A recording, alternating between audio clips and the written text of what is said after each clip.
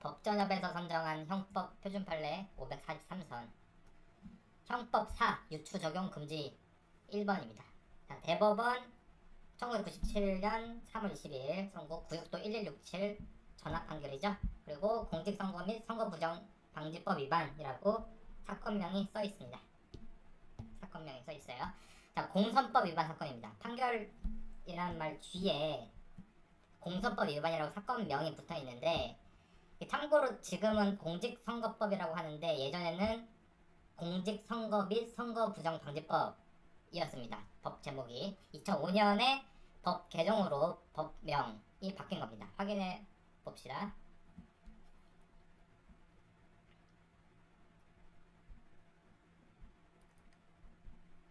공직선거법이라고 하면 지금 현행법은 이렇게 공직선거법으로 나올 거예요. 공직선거법으로 나오고, 근데 이제 연혁을 보면 이제 법이 어떻게 개정됐나를 볼 수 있거든요. 계속 공직선거법이다가 어느 순간 공선법 및 선거부정방지법이라고 이렇게 바뀌는 걸 확인할 수 있습니다. 이 부분이요.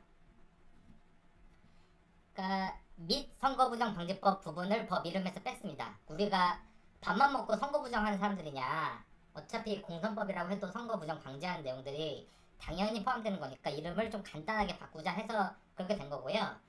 여튼 2005년에 이렇게 법 이름이 바뀌었는데 지금 요거는 이제 97년 판결이죠. 1997년도 판결. 그러니까 이 판결 당시에는 이름이 길었습니다. 이렇게 공직선거 및 선거부정방지법, 이게 이제 법 이름이고요. 여기에 플러스 위반이라고 되어 있죠. 이게 죄명입니다. 공선법 위반, 이게 죄명은 말씀드렸습니다. Name of Crime이라고 했죠. 검찰이 죄명 예규를 정해가지고 거기서 정한 대로 이제 기준으로 삼아서 부른다, 죄의 이름을 그렇게 부른다 라고도 말씀도 다 드렸습니다. 그런데 그게 이제 죄명인데요, 죄의 이름. 근데 여기에서는 지금 보시는 이 판결에 사건명으로 되어 있어요. 사건명. 공선법 위반은 이제 죄명인데 지금 여기서 사건명으로 되어 있어요. 사건명. 죄명은 죄의 이름, 사건명은 말 그대로 이제 법원에서 심리를 하는 이 케이스의 이름인데 이 죄명을 사건명으로 쓰고 있는 겁니다. 그러니까 법원에서 심리하는 사건마다 사건명, 즉 네임 오브 사건을 이제 정할 텐데요. 그 케이스를 불러야 되니까 사람에도 이름을 붙여가지고 특정을 하고 호칭을 하듯이 이 케이스에도 이름을 붙여주는 겁니다. 사건의 이름, 네임 오브 케이스. 근데 이렇게 나라마다 사건명을 뭐 각자 방식으로 정하는 기준이 있어요. 뭐 미국 같으면 뭐 말버리 vs 메디슨, 뭐 형사사건 같은 경우는 예를 들어서 뭐 소레스 vs 유나이티드 스테이츠, 아니면 뭐 예를 들어 그리핀 vs 캘리포니아처럼 이게 뭐 그 당사 그 원고 vs 피고 이런 식으로 특정을 해요. 형사사건 같은 경우는 유나이티드 스테이츠란 국가를 상대로, 캘리포니아처럼 이제 주를 상대로 한다는 개념으로 돼서 이제 뭐 어쩌고저쩌고 vs 유나이티드 스테이츠, 이거 그 형사사건이구나라는 생각을 이제 할 수가 있습니다. 미국은 이제 케이스 이름을 그렇게 해서 뭐 이렇게 로스쿨 학생들끼리 아니면 뭐 그 법정에서 특정한 판결 예를 설명할 때, 무슨 케이스를 설명할 때 이제 그 이름으로 이렇게 쓰는데, 우리나라는 뭐 예를 들면 김갑동 대 뭐 이을동 사건 이런 식으로 얘기를 안 해요. 우리나라는 이제 케이스를 특정할 때 사건 번호는 저번에 말씀드린 것처럼 연도, 그리고 연도가 숫자겠죠. 그 다음에 가, 나, 다 같은 이제 사건 번호, 사건 부호를 붙이고 그 다음에 이제 접수 번호 등을 붙인다고 했어요. 그런 사건 번호 가지고 특정이 되긴 해요. 그러니까 여기서 보면 구육도 1167 이걸로 이 케이스, 이 사건이 특정이 되긴 합니다만 거기에 추가해서 사건명까지 붙입니다. 이 사건명은 뭐 일상생활에서나 뭐 언론 보도 같은 거 할 때 그 사건을 호칭하는 의미가 있는데, 로스쿨에서 재판 실무, 즉 민사 재판 실무, 형사 재판 실무 과목에서는 이제 판결문이나 판결문 작성에 참고할 보고서, 검토 보고서를 작성하는 걸 그걸 배우고 그걸 테스트하거든요. 그 판결문 작성이나 검토 보고서 작성하는 걸 테스트하는데 그때 말하는 그 판결문에 사건명을 표시하는 것도 평가 요소가 됩니다. 실제 이제 우리가 그 판사들이 판결문을 작성하잖아요. 거기에 사건명을 표시를 해요. 그러니까 사건 부호, 뭐 구역도 1167 이렇게 쓰는 거에다가 추가로 사건명까지 이제 판결서 1쪽에 보면 붙어 있거든요. 근데 그 사건명을 표시하는 것도 그 시험에서는 이제 평가 요소가 됩니다. 이게 어떻게 보면 되게 사소한데요. 언제나 뭐 그렇게 사소하다고 할 수 없는 그런 디테일에 해당됩니다. 간단한 사건명은 크게 문제가 없거든요. 근데 표기 방법이 좀 복잡한 경우가 있어요. 그리고 일정한 규칙이 있는 경우가 있습니다. 사건명 표기 자체를.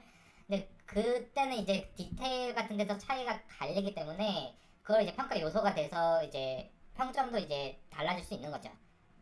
근데 이제 사건명을 어떻게 얘기하냐. 이거 민사사건이랑 형사사건이 좀 다르거든요. 근데 지금 형법 판결이니까 형사사건 기준으로 말씀드리면, 이제 검사가, 공소장을 작성해가지고 법원에 제출하잖아요. 그러면 법원에서는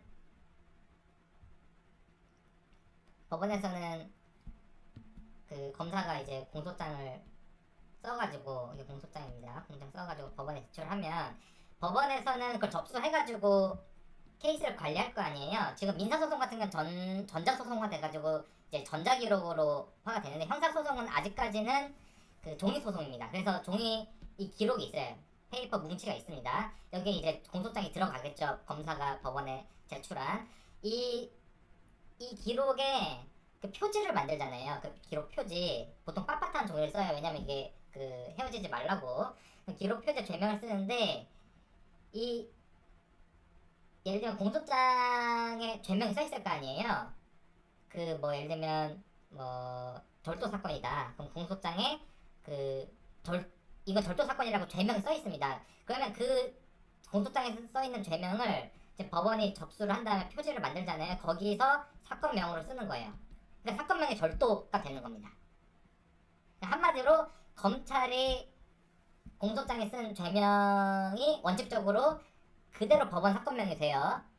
죄명이 뭐 예를 여러 개면, 그러니까 이 사람이 살인도 저지르고 강간도 저지르고 절도도 저질렀다. 그럼 공소장에 그 살인 내용도 있고 강간 내용도 있고 절도 내용도 들어 있을 거 아닙니까? 근데 뭐 이거 죄를 뭐 3개만 지는 게 아니라 뭐 엄청 많이 짓는 사람도 있고, 뭐 그러면 이제 사건 부르는데 살인, 강간, 절도, 뭐 공무집행방해 이런 식으로 쭉 하는, 그러니까 이름 부르다가 시간이 다 지나가니까 그렇게 안 하고, 보통 이제 가장 그 센 죄, 그 가장 형량이 센 거 또는 대표적인 죄 기준으로 검찰에서 하나만 쓰고 그 등을 붙여요.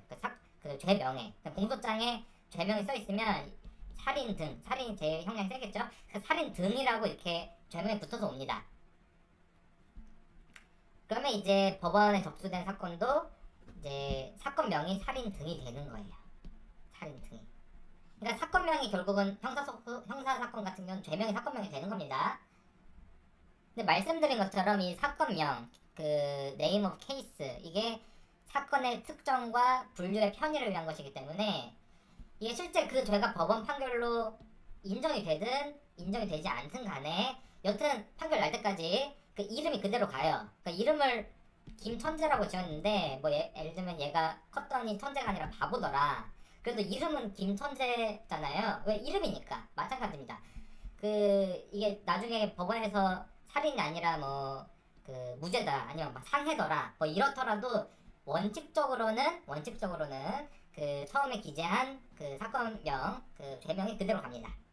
여기는 제가 원칙적이라고 드렸는데 이게 예외가 있거든요. 예외가 있고, 이 예외를 이제 실제 시험에서는 이제 평가 요소로 해서 예외를 잘 썼는지 이런 걸 보는데요. 그 예외는 다음 기회에 제가 말씀드리도록 하겠습니다. 여튼 지금 이거 보는 대법원 판례는 지금 사건명이 공소법 위반이잖아요. 공직선거법 및 선거부정방지법 위반, 이게 사건명인데, 이거는 특별한 사정이 없는 이상은 검사가 1심 법원에 공소 제기했을 당시에, 1심 법원에 공소장 냈을 당시에 그때 공소장에 쓴 죄명이고요. 그게 1심, 2심 결론이 어떻게 됐는지를 떠나서 쭉 대법원까지 그 네임이 올라간 겁니다. 이해되시죠? 자, 4번 판례 돌아와서 쟁점. 쟁점이 범행 발각이나 지명수배 여부와 관계없이 체포 전에만 자수하면 공선법 262조에서 말하는 자수에 해당하는 여부. 그러니까 체포 전에만 자수를 하면 자수에 해당하냐. 그러니까 범행이 발각된 이후라도 뭐 지명수배가 이미 된 이후라도 체포되기 전까지만 자수하면 자수로 인정해 줄 것인가, 이게 쟁점입니다. 그 자수에서 광명찾자 이런 말이 있는데, 그 자수를 하면요 형사법에서는 여러 혜택을 줄 수 있기 때문에 피고인들이 법정에서 저 자수했습니다, 좀 봐주세요라고 주장하는 경우 되게 많아요. 근데 실제로는 법이 정한 자수에 해당되지 않는데도 자기는 자수다라고 주장하는 경우가 많은데요. 그 중에 보면 결국은 이 법에서 정한 자수가 무엇이고 자수에 해당하기 위한 요건이 무엇인지가 관건이 되는 겁니다. 거기에 따라 결론이 달라져요. 결국은 지금 이게 쟁점이 그 자수에 해당되느냐, 이게 쟁점인데요. 이 논의의 논의의 실익은 자수로 인정을 해서 그에 따른 혜택을 줄 것인지가 달라지기 때문에 논의를 하는 거예요. 만약에 논의 실익이 없으면 논의할 필요가 없잖아요. 이게 자수든 아닌 상관이 없는데, 이게 자수냐에 따라서 혜택을 주냐 안 주냐가 달라집니다. 그래서 이게 논의가 있었던 것이고, 이게 전화비차 판결이기 때문에 그 14명의 대법관이 모여가지고 이제 그 14명 중에 13명이죠. 법원의 정처 그 장이 한 명 있으니까 거기는 이제 심리 안 들어가니까 그 대법원장 포함해서 13명이서 논의를 한 이유가 뭐냐, 나는 자수를 생각한다, 나는 자수를 생각하지 않는다, 이렇게 논의를 한 이유가, 다수 의견은 뭐고 반대 의견이 이렇게 뭐로 한 이유가 그 자수로 인정되면 이 피고인에게 혜택이 있기 때문에 그렇습니다. 그래서 자수가 뭔지 살피기 전에 도대체 어떤 혜택이 있길래 이렇게 다툼이 있었던 것인가부터 살펴보죠. 이제 기본적으로는 형법을 보시면 됩니다. 형법. 기본적으로 형법 보시면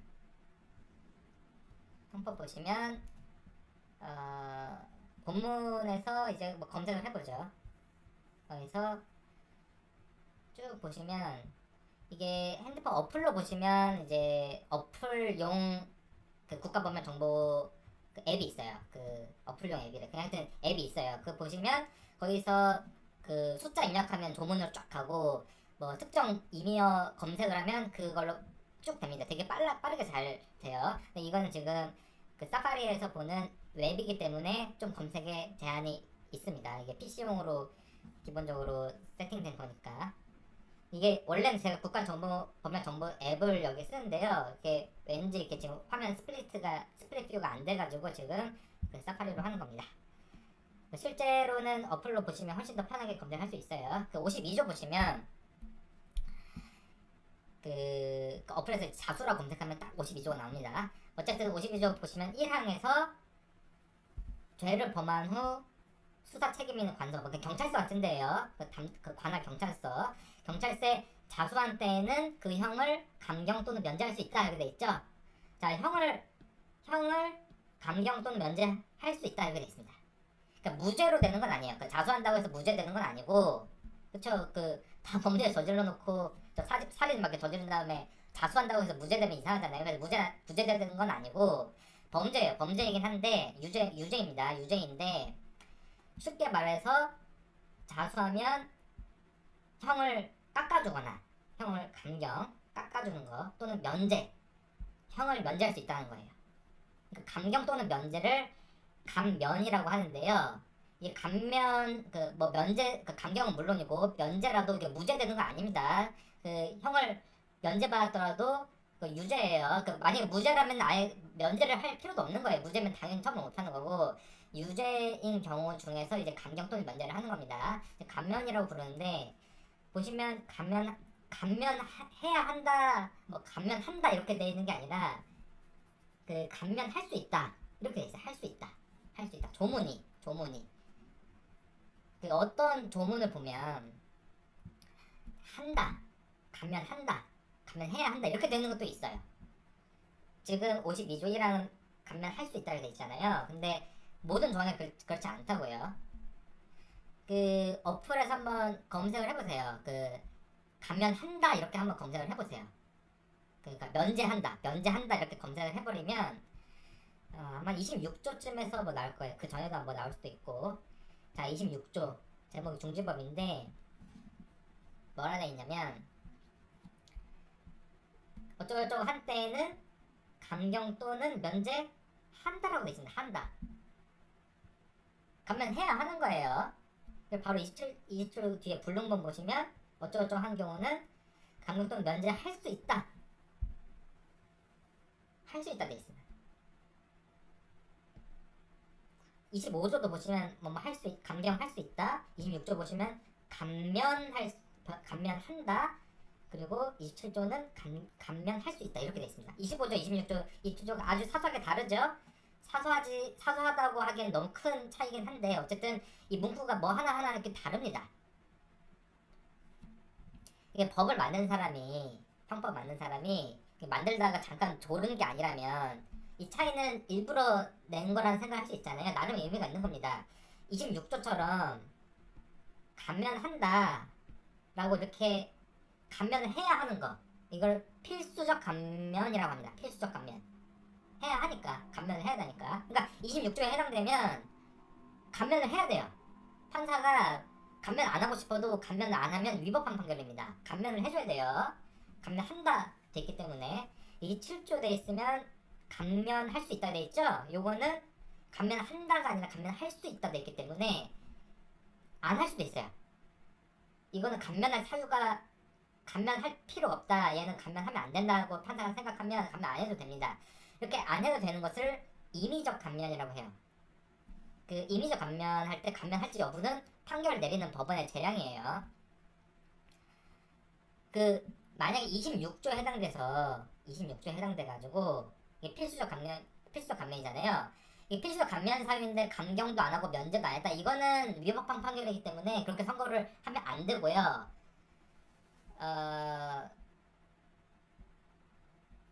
만약에 그렇게 선고를 해버리면, 그러니까 필수적 감면 26조처럼 필수적 감면 사유인데 뭐 판사가 일부러 그렇게 했든 아니면 깜빡 놓쳐가지고 그랬든 감면을 안 하잖아요. 그러면 그거는 항소하면 다 깨집니다. 항소심에서 다 깨져요.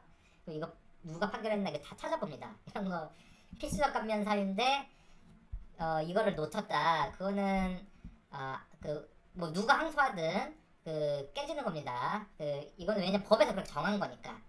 근데 이제 감면할 수 있다 이렇게 돼 있는 거는 임의적 감면이기 때문에 이런 거는 감면 안 했다고 해서 그 자체만으로는 파기당하진 않아요. 이해되시죠? 무슨 말씀인지. 그러니까 이게 임의적 감경인지 임의적 감면인지 필수적 감면인지 이런 거는 굉장히 중요합니다. 실무에서 굉장히 중요하고요. 시험에서도 중요해요. 객관식 시험에서 임의적 감경인지 임의적 감면인지 필수적 감면인지 이런 걸 묻는 문제가 나올 수가 있어요. 대표적으로 이제 25조부터 27조까지 보시면 이게 색깔이 다 달라요. 이게 미수, 중지, 불능 이렇게 되게 하나가 이제 25조가 장애 미수고요. 그리고 26조가 중지 미수고 27조가 불능 미수라고 하는데 이 세 개가 다 다르기 때문에 굉장히 시험 문제 내기 교수들이 좋아하는 그런 케이스입니다. 이게 세 개 다 다르게 하고 이 중에서 객관식에서 이제 잘못 설명한 걸 고르는 문제, 이런 식으로 문제도 내기 쉽고 뭐 정답 시비도 걸릴 게 없고 조문이 명확하니까 뭐 그런 문제, 그렇기 때문에 되게 뭐 약간 감초처럼 나오는 건데 이게 뭐 100점 맞는 게 목표가 아닌 이상은 모든 뭐 조문에 있는 걸 암기할 필요 없잖아요. 암기할 수도 없고 암기할 필요도 없습니다. 근데 기본적인 건 알고 계셔야 되는데 이제 기본적인 것 중에 하나가 25조, 26조, 27조 이겁니다. 요거는 뭐 거의 변호사 시험을 기준으로 말씀드리면 이건 시험 가는 사람들 중에서 이거 모르는 사람은 거의 없다고 보시면 돼요. 다 아는 거예요. 그냥 1년 이상 법 공부를 한 사람들은 다 아는 내용이기 때문에 뭐 이런 건 아주 기본적인 구별이라고 생각하시면 됩니다. 어쨌든 이게 임의적 감면, 필수적 감면 또는 임의적 감경 이거를 나누는 거는요. 조문으로 나누는 게 기본이에요. 조문 문헌상 이렇게 명백하잖아요. 조문 문헌으로 나누는 게 기본이고요. 예외적으로 문헌이랑 다르게 보는 경우도 있긴 한데요. 그거는 지금 단계에서 모르셔도 됩니다. 예외는 나중에 기회가 되면 말씀드릴게요. 일단 원칙적으로는 문헌에 따라서 할 수 있다, 한다 이렇게 이걸 가지고 나누는 겁니다. 그리고 25조, 26조, 27조는 이걸 세트로 기억하는 게 오히려 한 개만 외우는 것보다 세 개를 외우는 게 더 쉽고 빠르게 외워지는 그 경우에 해당돼요. 이게 이렇게 나눈 데는 법을 만든 사람들이 나름의 이유가 있고 고민을 하고 만든 거거든요. 그걸 딱 읽어보시면 아, 왜 이렇게 차이를 뒀는지 아실 수 있을 거예요. 한번 읽어보세요. 형법 조문을 읽어보세요. 자, 여기서 면제는 알겠는데 그 보시면 이제 면제는 알겠는데 감경, 면제를 논외로 하면 감경이라면 도대체 얼마나 감경하나. 그러니까 형 깎아준다는 거거든요. 형 깎아주는데 얼만큼 감경하냐, 이게 그 이슈가 될 수 있죠. 그러니까 뭐 살인을 했어요. 근데 감경해서 징역 1개월 해도 되는가? 상식적으로 그렇게는 안 하겠죠. 그러니까 뭔가 규칙이 있다는 겁니다. 살인했는데 감경하는 걸 생각해 봅시다. 그럼 일단은 살인이 어떻게 되는지 찾아야겠죠? 살인은 이제 250조에 있는데요. 250조 보시면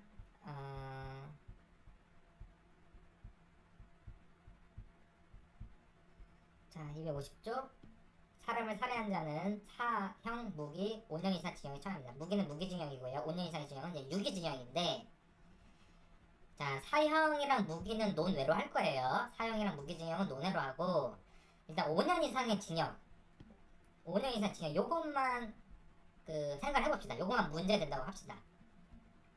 근데 우리나라는 5년 이상의 징역이라고 해가지고 5년 이상의 징역이라고 해서 뭐 징역 999년 이렇게 못 줘요. 징역 뭐 10만 년, 뭐 징역 뭐 999년 이렇게 못 주면, 미국은 그렇게도 준다는데요. 그러니까 우리나라는 징역형의 상한이 있어요. 상한이 있어요. 상한. 언제 몇 년이냐? 30년.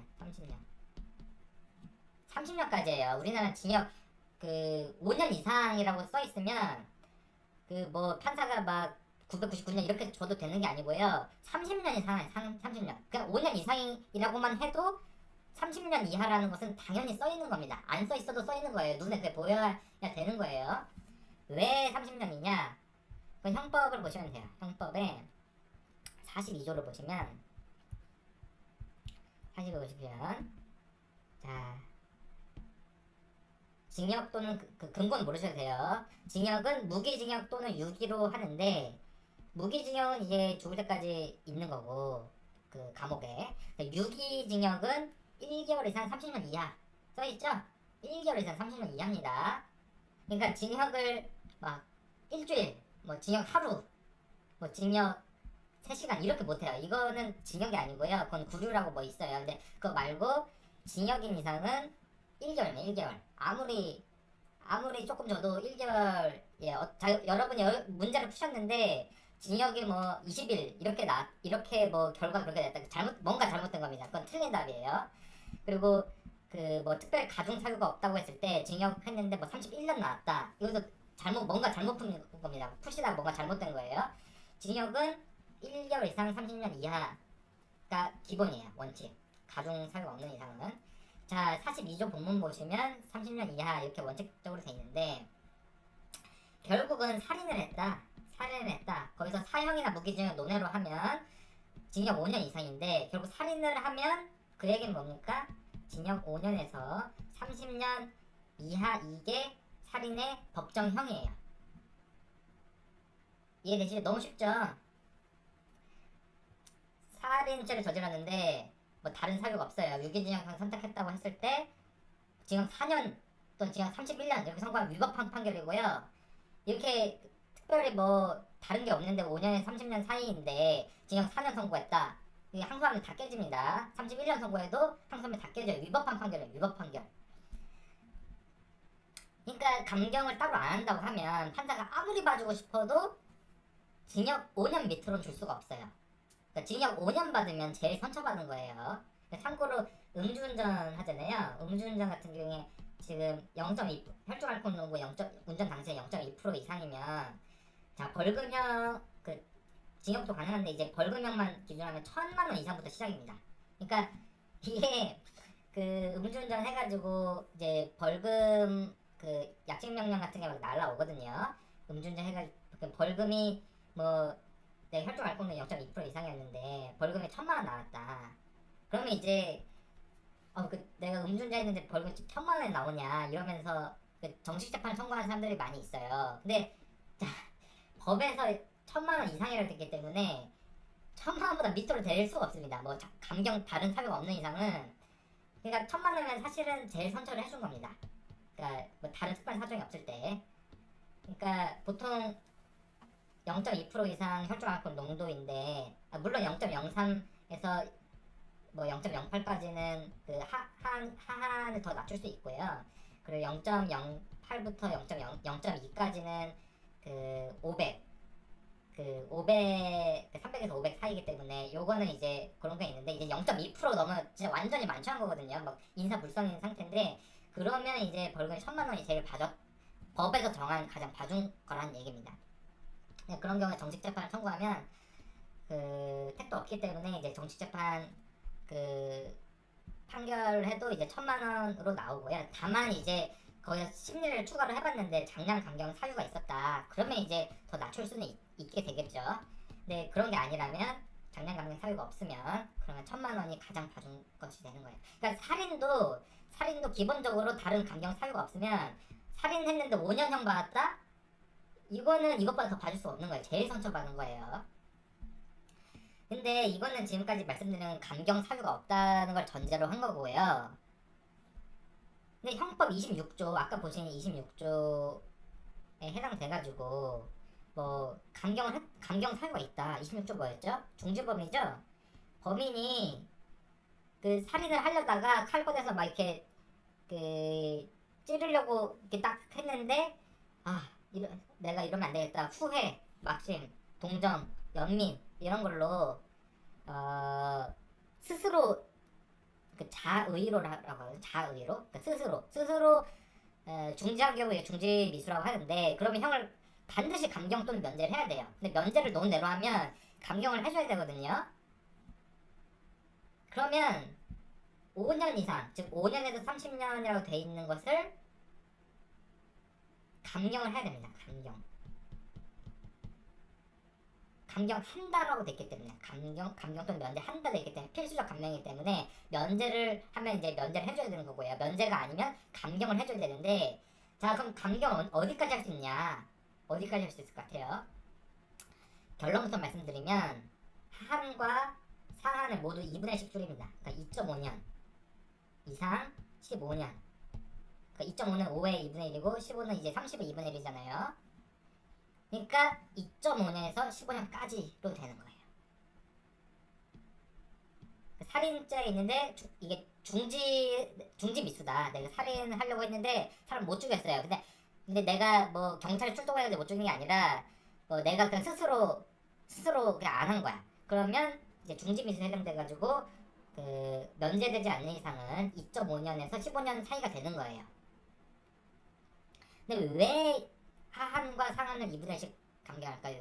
그 왜가 중요한데 이거는 법전에 있습니다. 법전에 55조 보시면 유기징역을 감경할 때는 형기 2분의 1로 한다 되어 있잖아요. 이것을 그 대법원은 그 형기 2분의 1이라고 했기 때문에 이 형의 기간을 2분의 1이기 때문에 이걸 장기 단기를 모두 2분의 1로 낮춰서 그 사이로 줄어드는 것. 그러니까 그래프로 보면 원래는 이 사이였는데 이게 요것도 2분의 1, 요것도 2분의 1 돼가지고 이런 식으로 줄여주는 것의 의미입니다. 이해되시죠? 그래서 2.5년에서 15년인데 그러니까 2년 6개월 있죠. 2.5는 2년 6개월이니까 2년 6개월에서 15년까지가 되는 거예요. 이렇게 감경을 하면요. 법원은 2년 6개월 선고해도 됩니다. 살인죄인데 2년 6개월 선고해도 돼요. 그러나 이 경우에도 2년 4개월, 2년 6개월보다 그 미만으로 또는 징역 16년, 그러니까 15년을 초과해서 16년 이렇게 선고할 수는 없어요. 그 이유는 잘 아시죠? 요거는 이제 지금까지 말씀드린 거는 이 법에서 정한 법률상의 감경, 26조, 뭐 예를 들면 27조 이런 감경, 뭐 25조 이런 법에서 정한 개별 법에서 정한 이런 감경 사유를 얘기하는 건데요.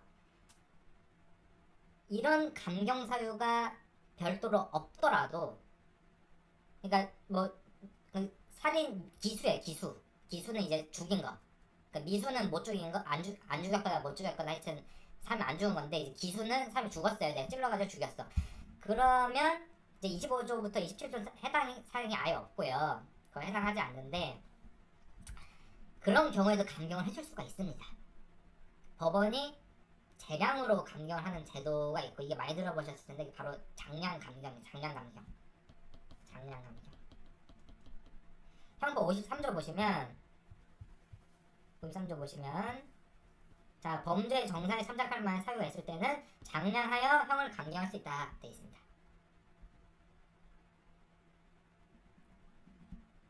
그럼 정상에 참작할 사유가 이 정상 참작 사유거든요. 많이 들어보셨죠? 영화에서 많이 보셨을 때 텐데, 이 정상 참작 사유는 바로 요겁니다. 요거 51조. 형을 정할 때 요거를 참작해야 되는 거지. 범인의 연령. 이 범인이 뭐 예를 들면 그 소년이다, 소년. 그러면 그 뭐 성인 뭐 3, 40대 3, 40대가 뭐 징역 10년 할 것을 그 이제 갓 소년인 애한테 똑같은 걸 저질렀는데 똑같이 10년으로 하면 그것도 부당할 수 있잖아요. 항상 그런 건 아니지만 케이스 바이 케이스지만 어쨌든 범인의 연령을 고려를 해야 된다는 거예요. 그러니까 징역 5년 이상 이렇게 써 있으면 징역 5년에서 30년 사이인데, 기본적으로 거기서 5년도 되고 30년도 된다고 했을 때 5년, 6년, 7년 다 되는 거거든요. 그 범위 안에 있는데, 그걸 정할 때 범인의 연령을 고려하라. 범인의 성행, 지능과 환경, 그러니까 불우한, 이게 보면 항상 그 최후 변론 이런 거 할 때 뭐 어려서부터 뭐 부모님을 여의고 뭐 되게 어렵게 살아왔고 뭐 필요한 교육을 제대로 받지 못하고 지냈고 뭐 이런 걸 이제 변호인들이 많이 얘기를 해요. 그게 다 근거가 여기 있는 겁니다. 범인의 연령, 성행, 지능과 환경. 그쵸?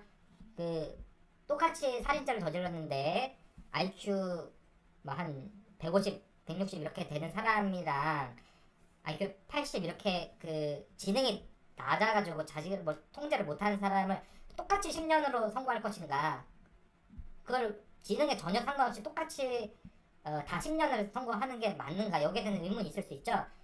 형법에서 지능을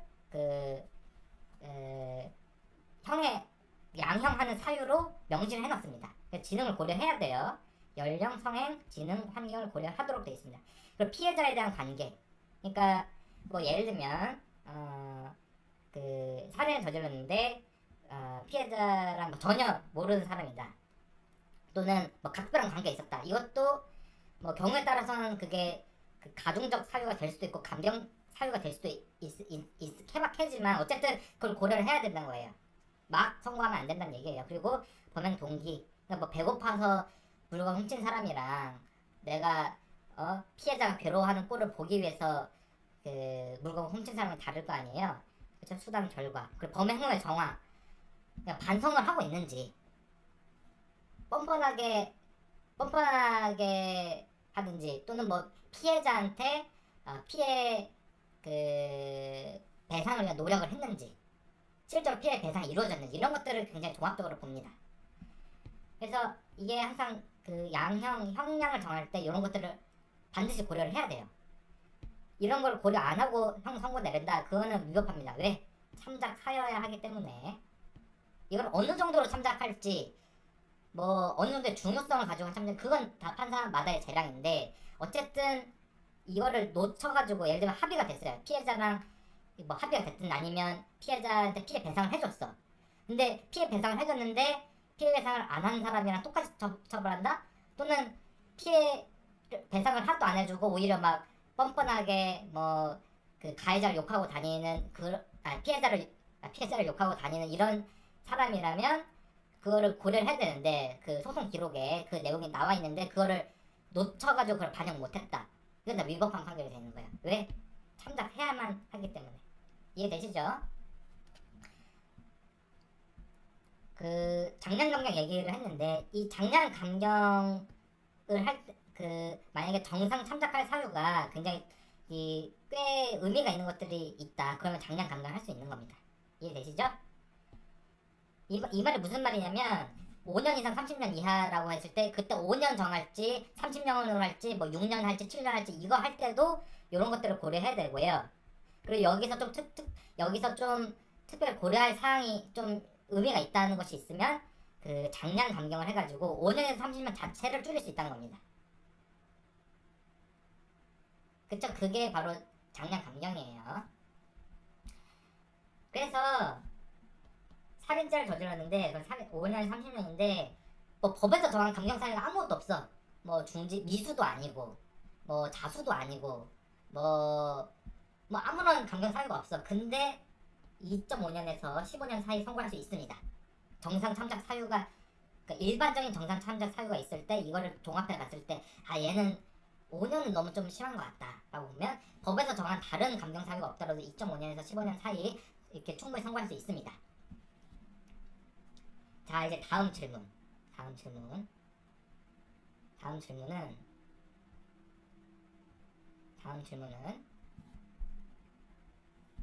법률상 감경 사유가 있어요. 예를 들면 그 형법 26조가 정한 중지범에 해당돼서 중지미수에 해당돼가지고 원래는 이제 5년에서 30년인데 중지범에 해당돼가지고 2.5년에서 15년 이하로 1회 감경을 했습니다. 근데 판사가 보기에 장량 감경 사유가 있는 거예요. 그 아까 보신 이 범행 후의 정황 뭐 이런 것들 그 살펴보니까 뭐 소년이고 소년이면 소년법에서 또 감경 사유가 있습니다. 근데 소년이 아닌 뭐 예를 들면 갓 성년이 된 사람, 갓 성년이 됐고 지능도 되게 낮고 되게 불우한 환경을 지냈고 뭐 범행 동기도 이게 꼭 생존을 위해서라기보다 약간 좀 이렇게 참작할 동기의 사유가 있는 경우 그리고 뭐 피해자 자체가 뭐 이 사람 처벌하지 말아달라 이렇게 선처를 구하고 있고 뭐 예를 들면 그런 상황 요런 상황에서는 장량감경을 할 수 있잖아요. 근데 문제는 이렇게 형법 26조에서 중지범으로 중지미수로 감경을 했는데 거기에 추가를 해서 장량감경까지 즉 감경을 2회 할 수 있겠냐. 그 2회는 어떻게 되죠? 1.25년에서 7.5년이 되죠? 그러니까 1년 3개월에서 7년 6개월이 되는 거죠. 그렇죠? 1년 3개월에서 7년 6개월이 되는데 이렇게 두 번 감경할 수 있냐? 한 번 감경하고 장량 감경까지 이렇게 할 수 있냐? 어떨 것 같습니까? 자, 결론부터 말씀드리면 예습니다. 할 수 있습니다. 그러니까 1년 3개월 또 선고가 가능한 거예요. 법적으로. 살인죄를 저지르더라도 법이 정한 어떤 감경사유 예를 들면 26조의 중지미수 이게 있으면 여기에다가 장량 감경까지 고려를 하면 최하한 1년 3개월까지도 선고 가능합니다. 1년 3개월 선고하는 경우는 거의 없어요. 살인했는데 뭐 1년 3개월 이렇게 낮게 선고하는 경우는 잘 없는데 불가능한 건 아니란 거예요. 법에서 봤을 때. 이런 경우는 집행유예까지도 사실 가능한 형이 되는 겁니다. 3년 이하 징역에서는 집행유예 선고 가능하거든요. 집행유예 조항 조문 보시면 그렇게 돼 있어요. 자, 다시 자수로 돌아옵니다. 자수 보시면 52조, 형법 52조 자수 있죠? 형법 52조 1항. 자, 자수하면 어떻게 되어 있습니까? 감면할 수 있다 돼 있죠? 그러니까 임의적 감면입니다. 임의적 감면. 면제는 논외로 하고 지금 감경만을 얘기하면 그리고 유기징역형만 얘기하면 뭐 사형 무기징역 논외로 하면 결국 상한과 하한은 2분의1씩 줄이게 되는데 자 여기서 질문 다시 한번 하겠습니다. 살인을 하면 유기징역 하면 이제 5년 이상이라고 했잖아요. 살인을 하면 5에서 30년인데 형법 26조 중지미수에도 해당되고 형법 52조 자수 중지미수 둘 다 해당돼요. 중지미수는 필수적 감면 그리고 자수는 임의적 감면인데 어쨌든 이 감면을 둘 다 한다고 합시다. 필수적은 당연히 해야 되고 임의적에서 그냥 감경을 한다고 해요. 그럼 26조에도 해당되고 52조에도 해당되면 범행을 스스로 중지도 했고 경찰 자수까지 했다면 여기에 추가로 장량 감경까지 하면 정상 참작 사유가 있어요. 장량 감경까지 하면 어떻게 됩니까? 1회 감경, 2회 감경, 3회 감경이 되죠? 이게 가능한가? 이게 문제될 수 있는데 자 이거 어떨 것 같습니까? 역시 예스입니다. 예스. 가능합니다. 법률상 감경 사유가 여러 개 있으면 다 하나씩 감경을 해줘요. 소년법에 의한 감경, 뭐 형법 26조에 의한 감경, 형법 52조에 의한 감경 이렇게 다 하나씩 할 수 있고요. 그리고 그 마지막에 장량 감경까지도 이렇게 할 수 있는 겁니다. 이 사안은 형법 26조, 52조 장량 감경 3회 감경을 한다고 하면 1회 감경에서 2.5년에서 15년, 2회 감경에서 1.25년에서 7.5년, 3회 감경에서 어떻게 됩니까? 0.625년에서 3.75년 이렇게 되죠? 0.625년이 바로 이제 7개월 15일 그리고 3.75년이 3년 9개월 되는 거죠. 3년 9개월 되는 거죠. 그쵸? 7개월 15일 이상 3년 9개월 이렇게 되면 3회 감경을 하면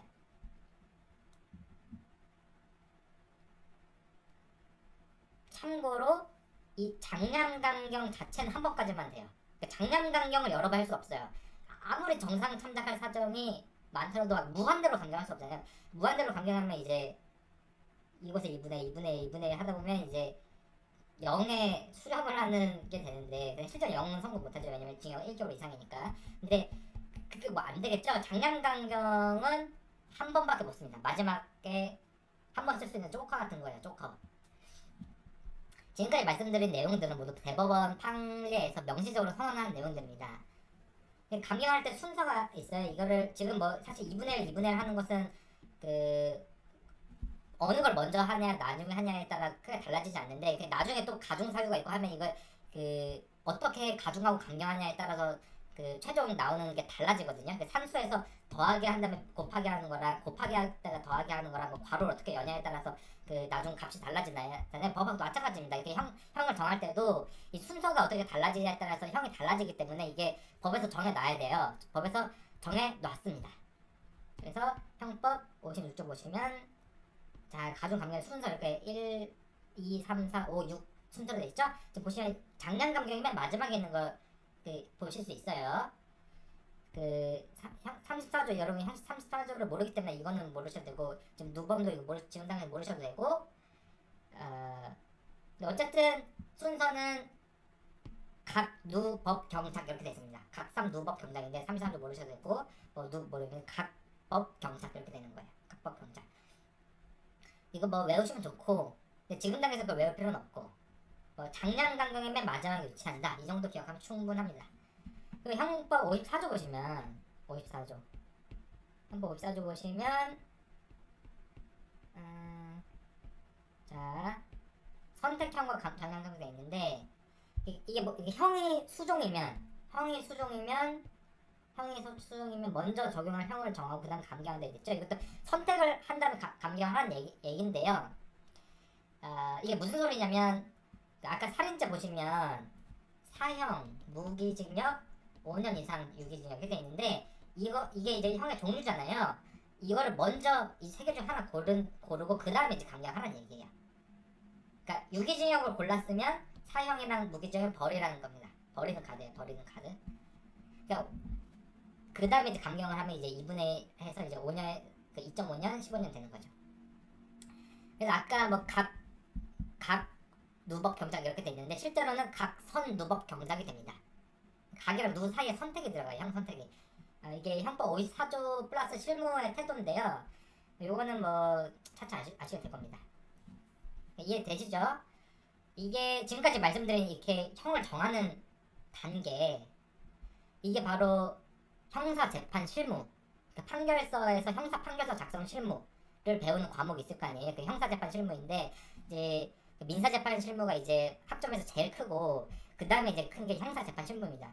이런 것들은 굉장히 그 큰 과목이기 때문에 뭐 여러 학기에 걸쳐서 뭐 하는 과목이기 때문에 뭐 사실상 학점의 거의 절대적인 과목이에요. 민재실, 형제실 이런 것들이 뭐 다른 뭐 물론 다른 법들도 뭐 그 교수님 앞에서 당연히 중요하고 이런 과목이지만 이제 비중 그 배점의 비중 면에서 형제실, 민재실 이런 게 굉장히 커요.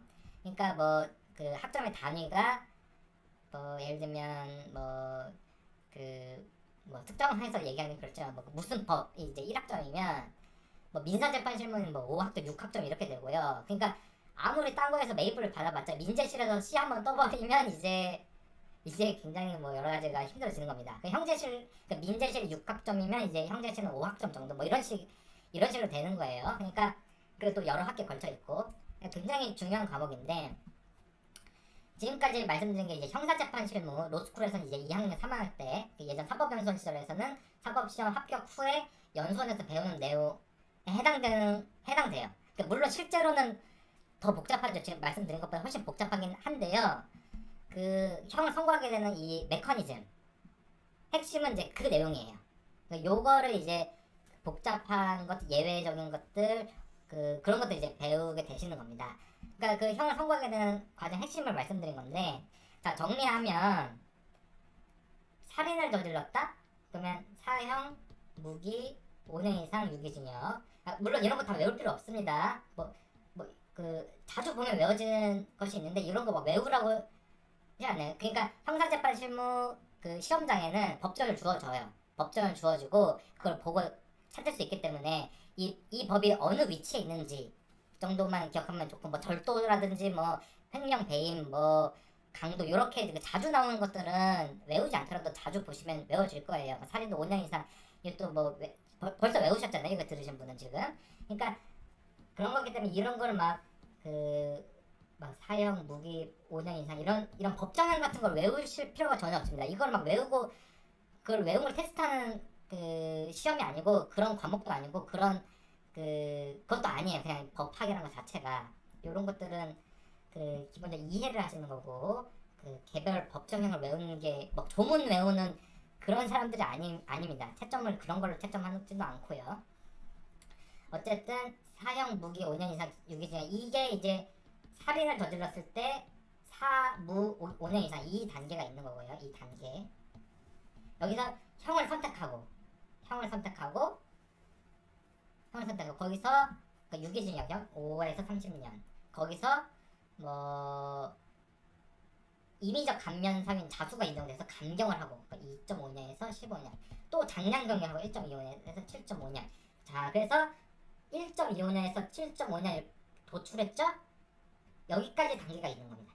이 단계가 있어요. 이 단계가 있고 그 다음에 1.25년에서 7.5년 사이에서 그럼 1.25년 선고할 거지 2년 선고할 거지 3년 선고할 거지 7년 선고할 거지 7.5년 7년 6개월 선고할 것인지를 정하는 단계가 있습니다. 뭐 예를 들면 4년 딱 정해서 단계가 있습니다. 이 단계가 있잖아요. 요 단계 그 첫 번째 단계 이게 법정형 정하는 단계고 두 번째 단계 이게 뭐 형 선택해가지고 뭐 감경시키고 지금 가중은 말씀 안 드렸는데 가중시키고 하거든요. 가중했다 감경했다 뭐 장량감경했다를 하는 단계가 이제 이 단계가 그 처단형을 정하는 단계라고 하고요. 이게 처단형을 정했어요. 그 1.25년에서 7.5년 사이 이 처단형이 나왔을 때 이때 4년으로 딱 정해가지고 선고하는 거 이 단계가 있어요. 이 선고형입니다. 자, 이 첫 번째 단계에서 나온 게 이제 법정형이라면 법정형 살인죄의 법정형은 4, 무 5년 이상인 거죠. 법정형 1단계가 법정형 단계 2단계가 1.25년에서 7.5년 나오는 이게 처단형 단계라고 해요. 처단형 용어입니다. 처단 1.25년 이상 7.5년 이하로 처단을 해야 된다라고 해서 처단형인 거예요. 이 처단형이고 실제로 이 처단형 범위 내에서 4년 딱 정한 것을 선고형이라고 합니다. 선고형은 실제 선고를 4년 그 피고인에게 징역 4년을 선고한다. 이 때문에 선고형인 거예요. 그러니까 법정형 단계, 처단형 단계, 선고형 단계 이렇게 1, 2, 3 단계가 이렇게 있는 것이고요. 여기서 형 선고를 했는데 처단형 병을 벗어난 판결을 했다. 예를 들면 뭐 1.25년에서 7.5년 사이인데 뭐 1년형 1.25보다 미만 아니면 7.5년 초과해서 뭐 8년형을 선고했다. 자, 말씀드린 것처럼 위법 판결입니다. 무조건 항소심에서 깨져요. 이게 다른 사유가 없는 다른 사유가 있을 수도 없고 이건 그냥 무조건 깨지는 거고요. 왜 깨지냐? 위법한 판결이기 때문에 깨지는 겁니다. 그리고 처단형 범위 내에서 그러니까 1.25랑 7.5년 사이 이건 지켰어요. 이 사이는 지켰는데 그럼 그 사이에서 뭐 다 선고해도 된 건 아니잖아요. 되게 1.25년과 7.5년은 굉장히 레인지가 큰 겁니다. 1년 뭐 1년 선고받는 사람이랑 7년 선고받는 게 다르잖아요. 그렇죠. 그 본인이 피고인을 생각해보세요. 이거는 굉장히 엄청나게 큰 레인지인데 이 처단형 범위를 벗어나면 아까 말씀드린 것처럼 아예 위법 판결이고요. 처단형 범위 내이긴 한데 그 적절한 범위가 있을 겁니다. 이 1.25년에서 7.5년 사이에서도 좀 일정한 한 적절 수준의 범위. 이것은 뭐 실무에서 뭐 이런 양형 사유 뭐 이렇게 이 정도 나이에 피해자랑 피해자가 그 선처를 막 호소를 해주고 있고 그 피고인이 반성을 하고 있고 그 상해 정도는 뭐 그 전치 몇 개월 몇 주 뭐 정도이고 이렇게 되면 대체로 좀 합리적인 레인지가 또 생깁니다. 그러니까 1.25에서 7.5 사이에 적절한 레인지가 있어요. 그 적절 범위는 법에서 정하지는 않습니다. 법에서는 그냥 5년 이상 뭐 감경할 때는 그 2분의 1을 감경한다. 뭐 순서는 뭐 각삼, 누, 법, 경, 작 뭐 이런 식으로 이 정도만 법에 정해있고 실제로 1.25년에서 7.5년 사이에 어떤 범위에 해당될 것, 어떤 범위를 또 줄 것인가 이 적절 범위는 법이 없어요. 법이 없습니다. 법률이 정하지 않고요. 근데 이렇게 말씀드린 것처럼 여러 양형 요소들을 따지고 보면 한 이 정도 사안에서는 3, 4년 정도 전국 어느 법원에 가도 이런 경우는 뭐 한 3, 4년 정도에 해당되는데 판사가 뭐 1년 6개월, 뭐 1.25, 1년 3개월 이렇게 선고해버렸다. 적절한 범위는 이제 3, 4년인데 적정 범위가 근데 뭐 한 1.25년 선고했다. 아니면 뭐 7년 선고했다. 물론 이거는 처단형 범위 내에 들어가 있습니다. 1.25년에서 7.5년 사이 굉장히 넓은 범위에는 있으니까요.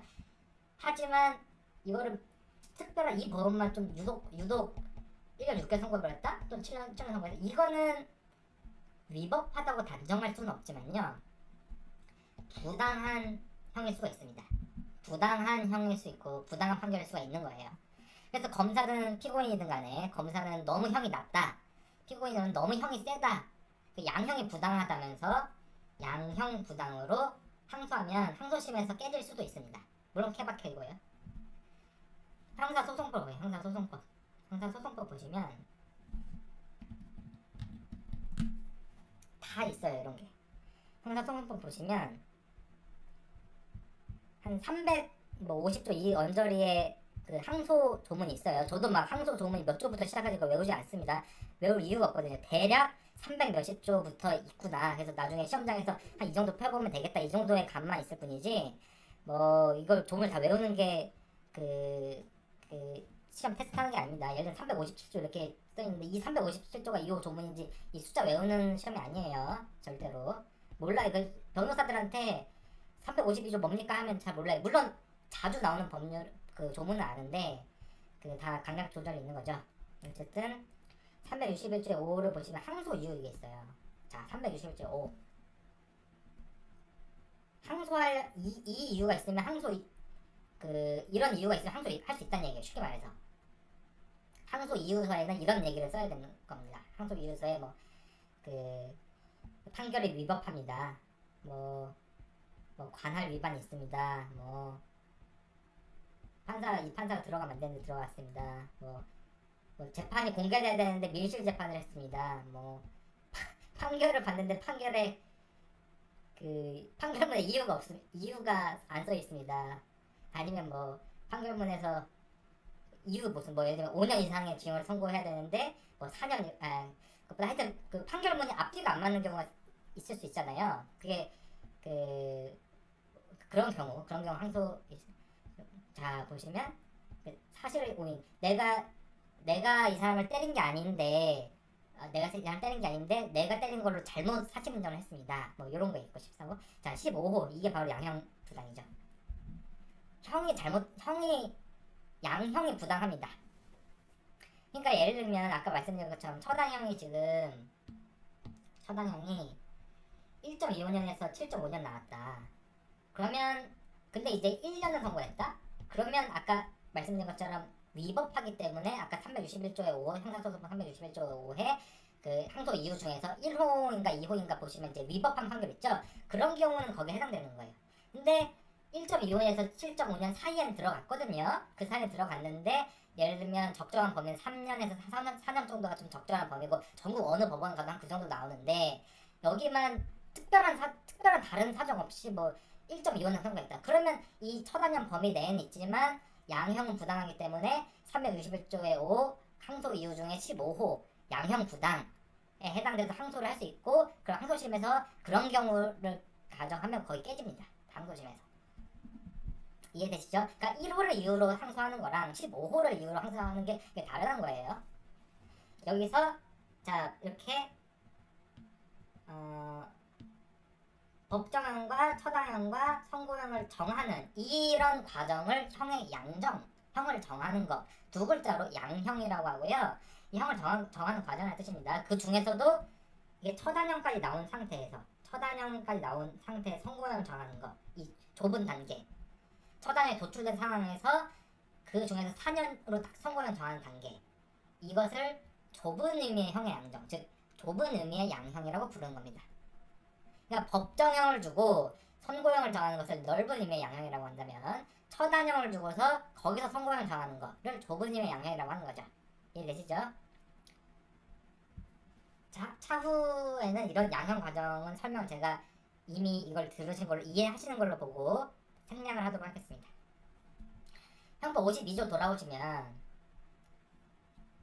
그 아까 자수라고 돼 있었잖아요. 형법 52조 돌아오면 자수라고 돼 있고, 이 자수를 임의적 감면으로 정하고 있다는 걸 제가 누차 말씀드렸습니다.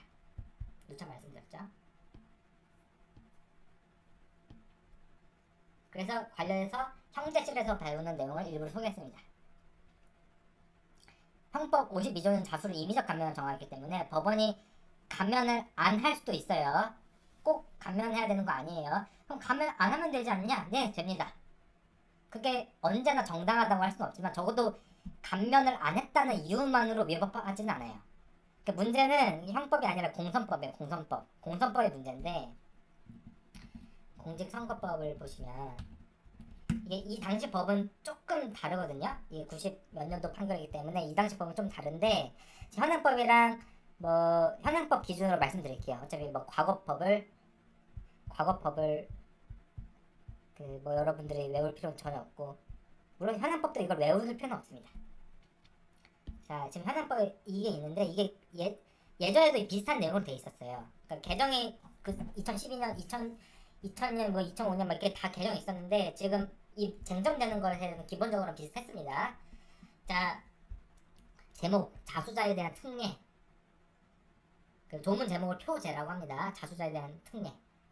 자, 230조 위반한 사람이 자수하면 감면한다라고 되어 있습니다. 감면한다 이렇게 되어 있습니다. 즉 필수적 감면이에요. 필수적 감면. 공선법 230조가 뭐길래, 230조 딱 보시면 알겠지만 매수 및 이해 유도죄죠. 그러니까 금권 선고하는 거. 그러니까 유권자들한테 돈 준 거, 쉽게 말해서. 그러니까 선거인을 매수하는 범죄가 이제 매수 및 이해 유도죄라고. 이해 유도는 또 딴 거고, 이제 매수는 이제 선거인을 돈 주고 사는 건데요. 그 선거인을 매수하는 거. 이거는 방금 보신 것처럼 자수를 하면 감면을 해줍니다. 필수적 감면. 아까 형법 52조는 임의적 감면이잖아요. 법원이 감면 안 해줄 수도 있어요. 자수했어도 너는 감면 안 해준다 이렇게 해도 돼요. 근데 공선법은 반드시 감면해도록 돼 있습니다. 유권자들한테 돈 줘가지고 선거인을 매수해가지고 이렇게 문제가 되는 사건에서 자수하면 반드시 감면을 해줍니다. 법을 왜 이렇게 정했을까? 이거는 짐작하실 수 있을 텐데 이렇게 혜택을 주면 그래도 자수를 좀 더 할 가능성이 생긴다는 점을 고려해서 법을 그렇게 만든 거예요. 정책적인 의미에서. 형법 52조 자수는 임의적 감명이잖아요. 그러니까 일반적인 범죄, 뭐 절도로 했는데 자수했다 이런 거는 처단는 단계에서 혜택을 안 줄 수도 있어요. 뭐 혜택을 줄 수도 있고 안 줄 수도 있는데 그러면 범인으로서는 자수를 하려다가도 머뭇거릴 수도 있잖아요. 만약 그걸 아는 범인이라고 하면 어차피 자수해봤자 내가 혜택되는 게 크지 않다는 것을 만약에 안다고 하면 물론 유리한 정상 참작 사유로는 볼 수는 있겠지만 적어도 52조에 의한 감경은 안 해줄 수도 있다는 겁니다.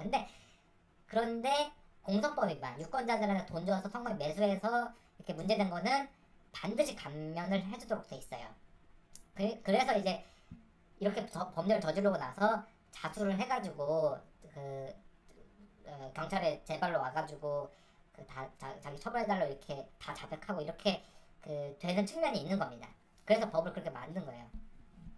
실제로 대법원 이 전원하이처 판결 96 또 1167 이거 보시면 이 판결을 보시면 자 여기서 자수의 필수적 형 면제를 필요적이라는 게 필수적이라는 게 필요적 형 면제를 규정한 입법 취지는 이러한 범죄 유형 즉 선거인들한테 돈 준 거 이거는 증거가 잘 안 남을 거 아니에요. 이거 현금으로 주면 이거 이거 관련자들 진짜 막 증언하라고 나오면 막 법정에 안 나오고 막 그러거든요. 이게 당사자의 은밀히 이루어지기 때문에 이게 10만 원을 줬는지 5만 원을 줬는지 이거를 증명하기 되게 힘들어요. 검찰이나 경찰에서 엄청나게 에너지를 써야지 겨우 이제 예를 들면 100만큼 돈을 썼으면 거의 10, 20 이렇게 적발하기도 쉽지가 않습니다. 그래서 이런 범죄 유형은 당사자의 은밀히 이루어져서 범행 발견이 어렵다는 점을 고려해서 신고를 하도록 유도함으로써 이 증거를 잘 찾아서 효과적으로 하기 위해서 이 법을 만들었다는 거예요. 형법에서 52조에서 임의적 감면을 했음에도 불구하고 이 공소법에서 특별히 이 규정을 둔 이유는 이렇다라고 대법원이 설치를 한 겁니다. 이해되시죠?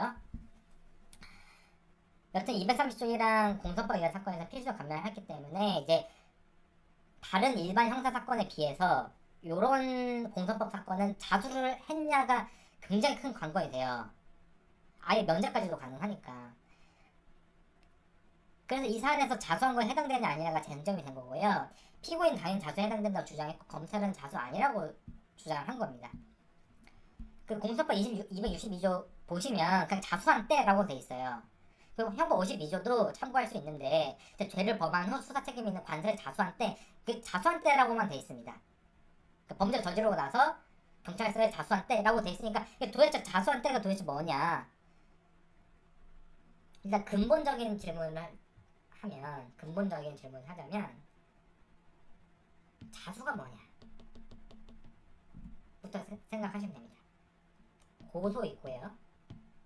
고발 있고요. 자수가 있는데요. 이 세 가지 개념을 비교해서 기억하면 한 개만 외울 때보다 오히려 기억이 더 잘 돼요. 공부는 그렇게 하시는 거예요. 자, 고소, 고발, 자수의 공통점은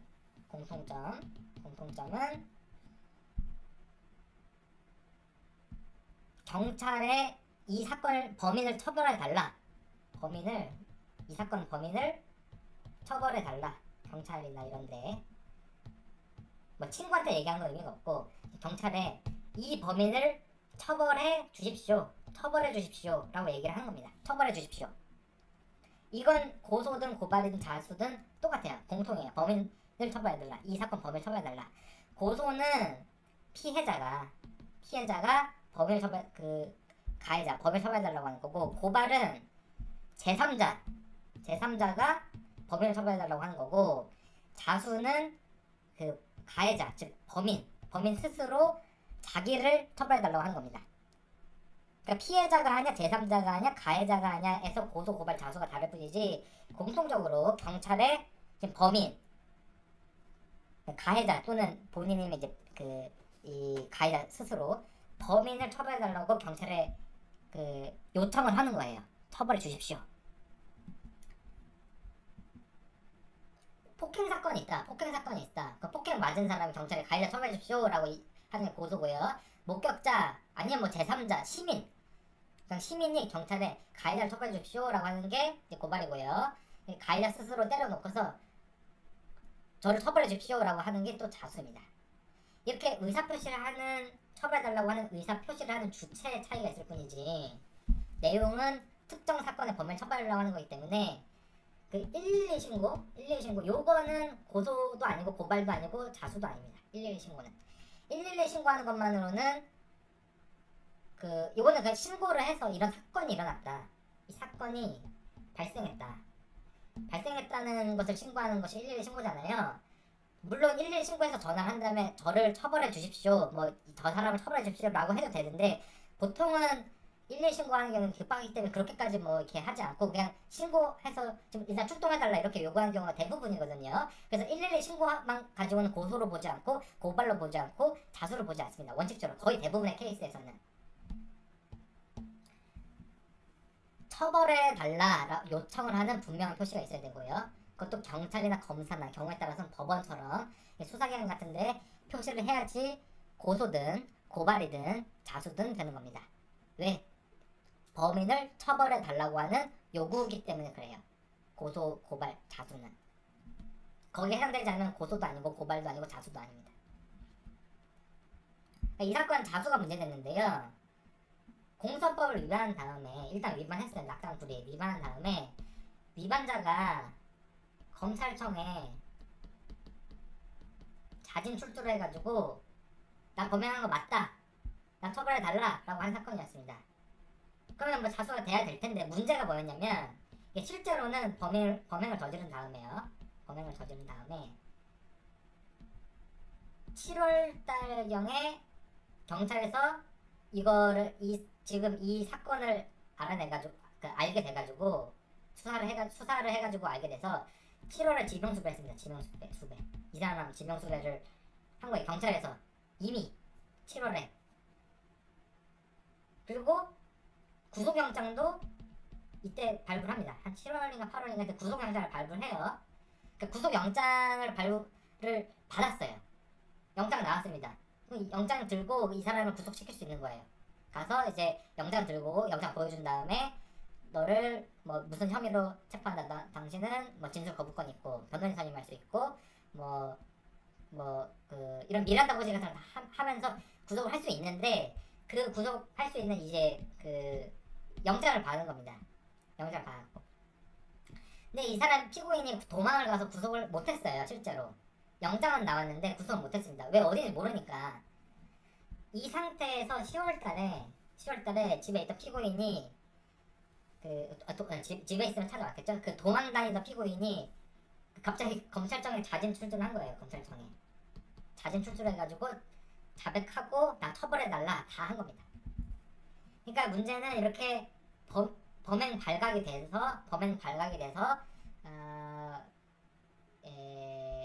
지명 수배도 되고 구속영장까지 다 나왔는데 숨어있다가 등장해서 나 처벌해달라 라고 한 게 이게 자수로 인정될 수 있겠냐는 겁니다. 인정된다면 필수적 감면을 받을 것이고요. 인정되지 않는다면 그 필수적 감면은 안 받겠죠. 물론 뭐 장량 강경이라든지 아니면 조부님의 양형에서 유리할 수는 있겠지만 그걸 떠나서 법률상의 감경 사유인 특히 공선법 262조에서 필수적 감면되는 그 자수에 해당되느냐 이게 문제인 거예요. 그래서 쟁점이 됐고 치열하게 다퉈졌는데 그리고 대법관들끼리도 의견이 다 달랐어요. 전원합의체 판결에서 다수 의견 반대 의견이 다 갈렸습니다. 이렇게 범행 발각된 다음 어떤 결론일지 한번 추측해보세요. 범행 발각된 다음에 그 다음에 출두해가지고 재발로 나와가지고 이제 자백한 경우 한마디로 범행 발각 후에도 자수를 인정할 것인가, 아니면 이 자수란 것은 반드시 범행 발각 전에 이 시점 사이에 경찰이 이 범행 사실을 모르는 상태에서 그때 재발로 들어와야지만 자수로 볼 수 있는 것인가, 이게 쟁점인 겁니다. 이것도 자수로 포함될 것인가 아니면 여기에만 한정될 것인가. 참고로 이 문제랑 상관없이 지금 이 쟁점에 상관없이 이미 체포나 구속이 이미 됐어요. 이미 체포 구속 됐어. 이미 체포 구속이 다 됐는데 이렇게 구속이 다 되니까 나 다 인정하고 처벌해달라라고 하는 그건 자수가 아닙니다. 그건 자수가 아니에요. 그거는 자백일 수는 있어도 컴패션일 수는 있어도 컴패션 자백일 수는 있어도 그 자수는 되지 않습니다. 그건 당연하고요. 그건 이 사건 쟁점도 아니에요. 그러니까 체포나 구속이 실제로 된 게 아니라 영장만 나온 거예요. 영장만 나오고 실제 구속은 안 된 상황입니다. 그러니까 만약에 체포 구속이 다 됐다 거기서 이제 나 처벌해달라고 하는 건 그거는 이 쟁점이랑 무관합니다. 그건 자수가 되게 어려워요. 근데 이거는 구속 영장만 나온 상태에서 실제 이 사람 도망 다니고 있다가 제 발로 걸어 나온 이런 케이스이기 때문에 문제가 됐던 거예요. 그러니까 이런 상태에서 자수 인정 여부는 사람마다 생각이 다 다를 수 있는 거죠. 대법원 전화배치 다수 의견 결론적으로 자수로 인정을 해줬습니다.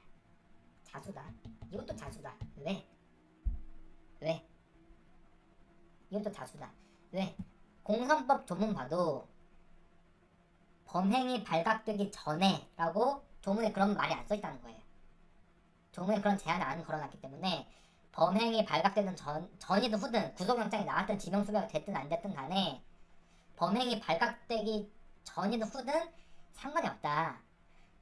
자수라는 말 자체는 단지 스스로 경찰서 가서 자기 처벌해 주십시오 라고 얘기하는 것 뿐이죠.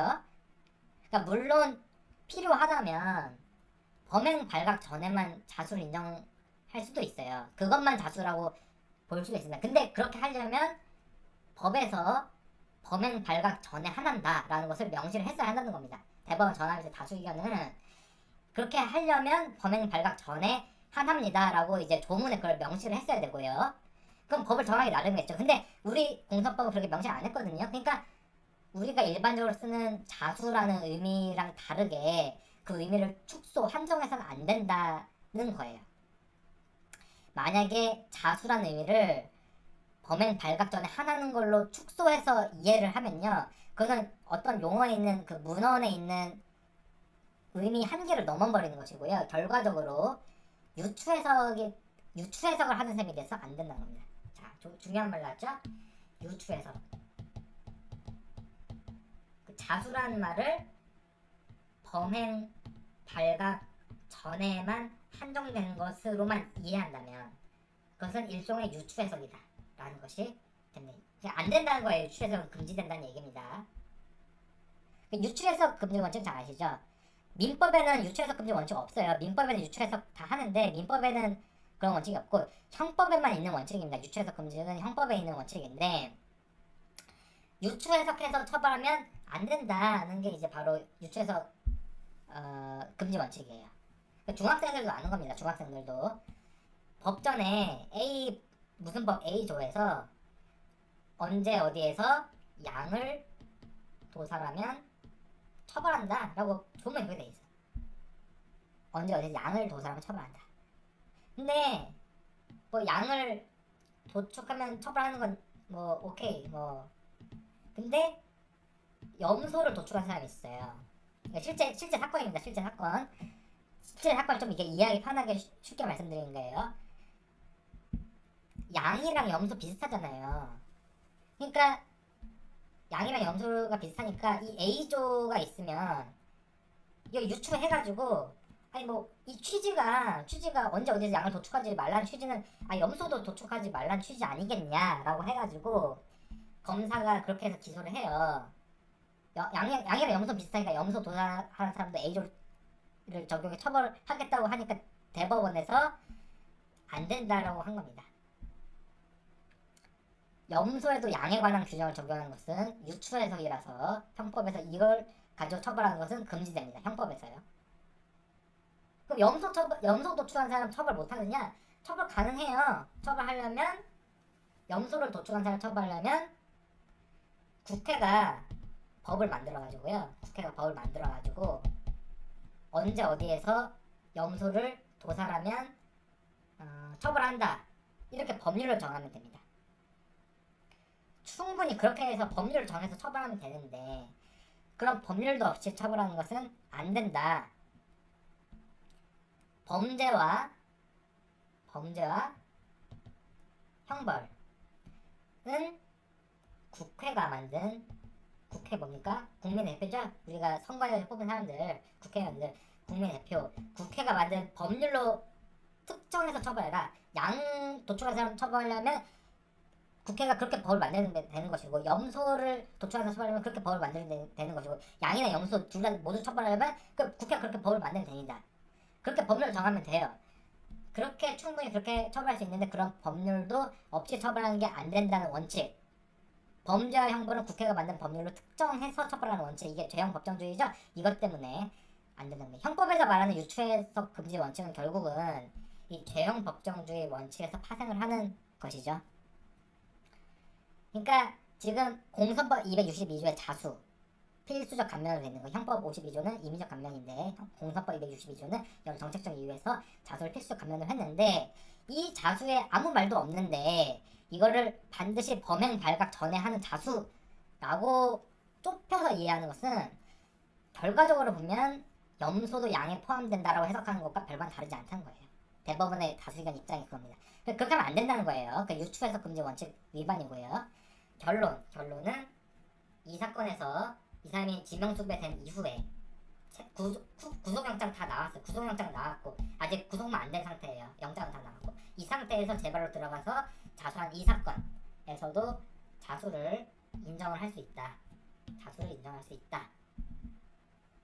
그러면 필수적 감면을 받게 되겠죠, 이 사람은.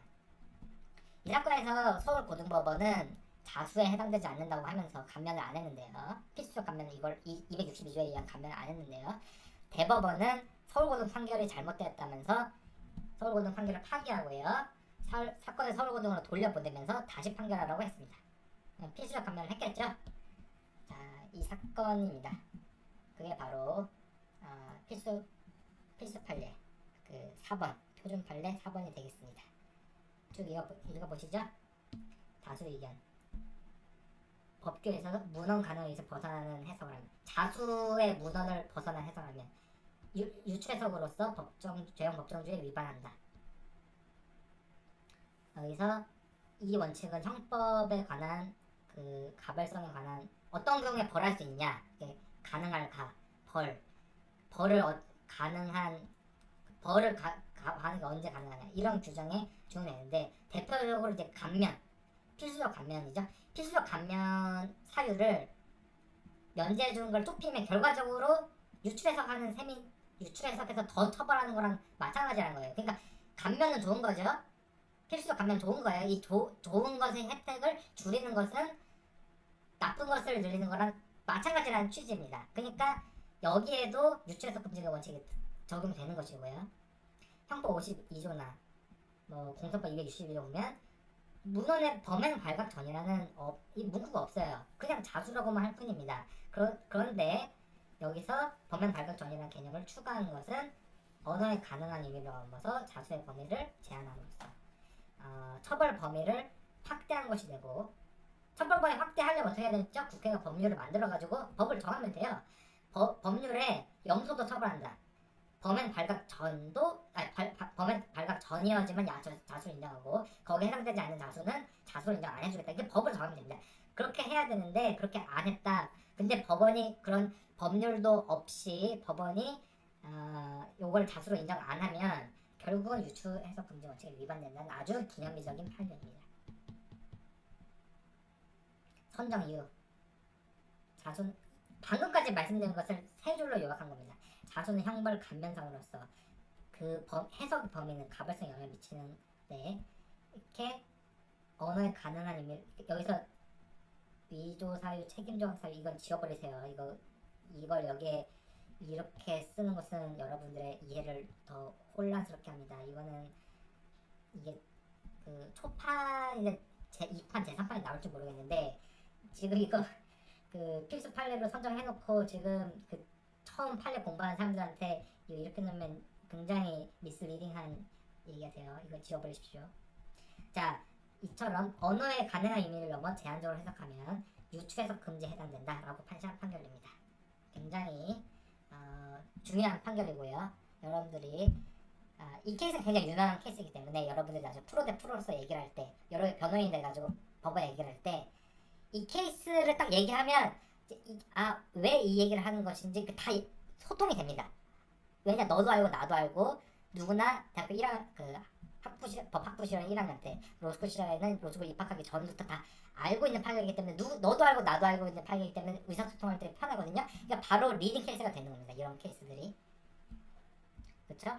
그래서 변호인이 딱 이 판결 번호만 얘기하고 뭐 자수 이렇게만 공선법 자수 이게 얘기만 지금 변호인이 무슨 얘기 하려는지 다 알게 되는 거예요. 그러니까 유추해석 금지 원칙을 얘기하려는 것이구나.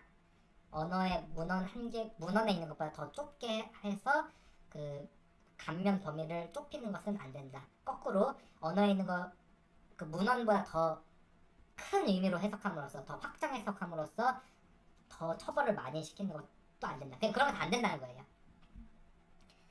자, 다음은 민법 표준 판례 5번에서 만나도록 하겠습니다. 수고하셨습니다.